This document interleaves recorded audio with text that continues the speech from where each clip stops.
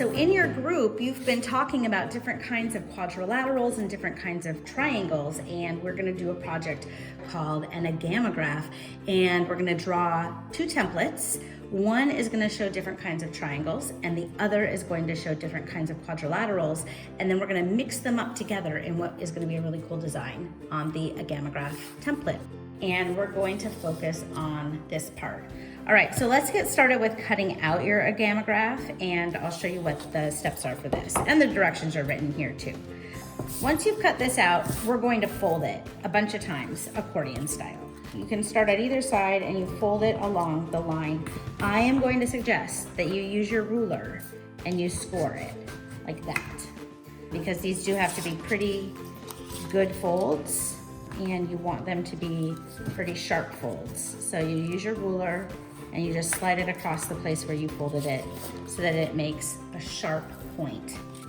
And you'll just continue to do this across the whole thing. Now I'm at the very end. I only have a couple left to do. And here we go.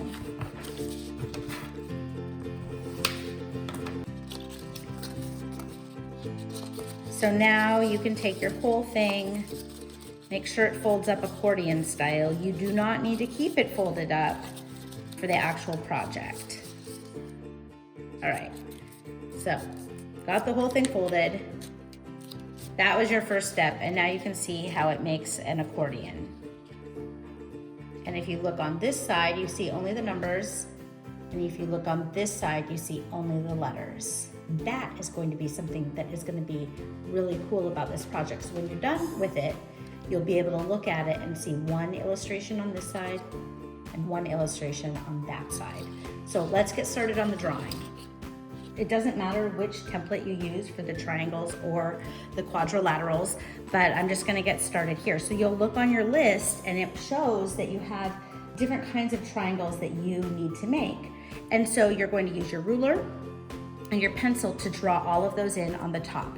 Now, these lines are gonna get cut out.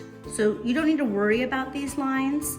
They're just gonna get cut, and you can kind of use them if you want to as a helper line, but it's not necessary. So for example, if I wanna draw a right triangle, which is one of the triangles that you're asked to draw, you know that that is a right angle. So you can use that line to help you. And maybe I'll just make my right triangle this big. And then you can draw your right triangle.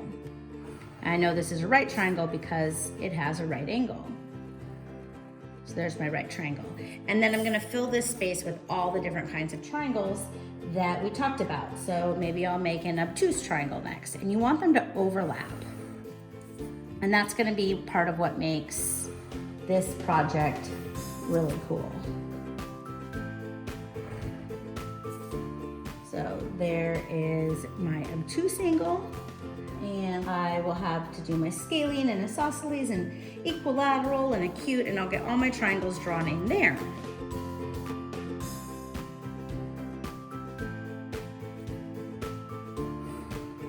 Okay, I think I've done it. It looks like a mess. You might not see that they're there, but they are. And then I will do the same thing down here for my different kinds of quadrilaterals. So I want to make sure I have a square and a rectangle and a parallelogram. And I can do a trapezoid, and then I need to do a rhombus, and I need to do a kite, and you can do a parallelogram and all of these different shapes. So I'm gonna just work on this while you work on yours. All right. So there we go, I have them all. And now here's the fun part. This is where you get to color. I'm using my markers.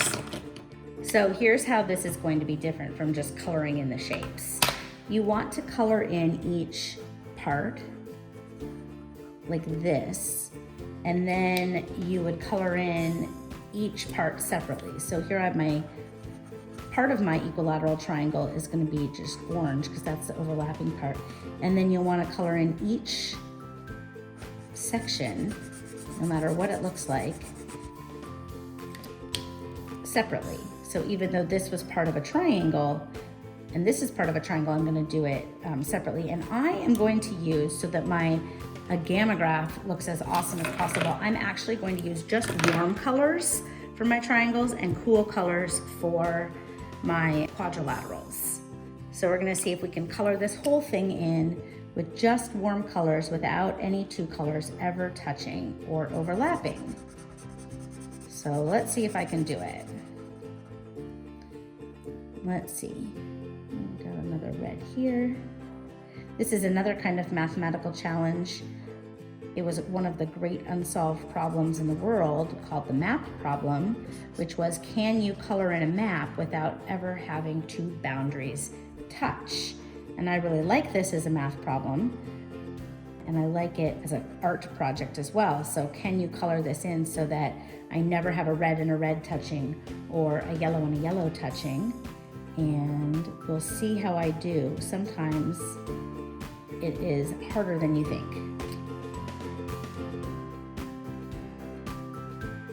So now I've done my art part, and we have to look at, there's the top, this is labeled 1 through 13, and this one's labeled A through M. And so you'll use your scissors and just cut them out. Do keep them organized so you don't mix them up, because it's important for the project that all the alphabet pieces stay together and all of the numbered pieces also stay together.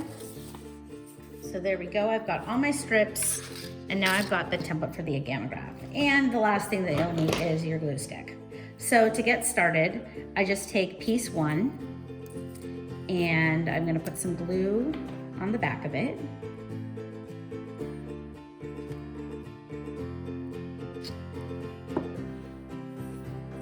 And this piece with the 1 at the bottom will get glued right onto the accordion template where the 1 is. So just get that on there as best you can. And there we go.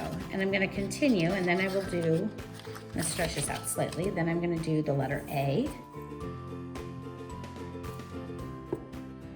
And make sure that the letter part is at the bottom. And you'll glue that down. And then just continue to do this until you have filled your entire sheet.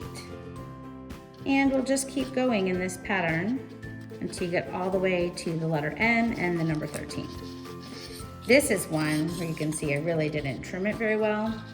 I'm not gonna wait to fix that. I'm just gonna trim it right now. There we go.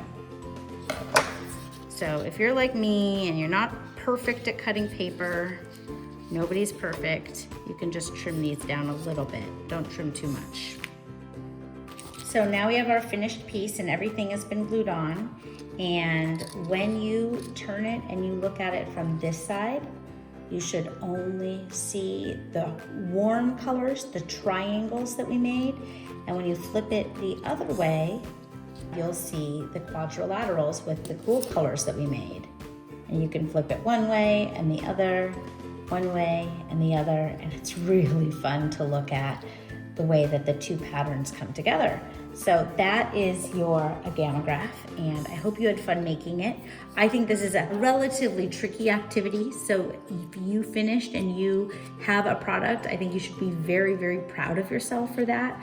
I'm really proud of mine. I worked really hard on it, and I hope to see the ones that you've done.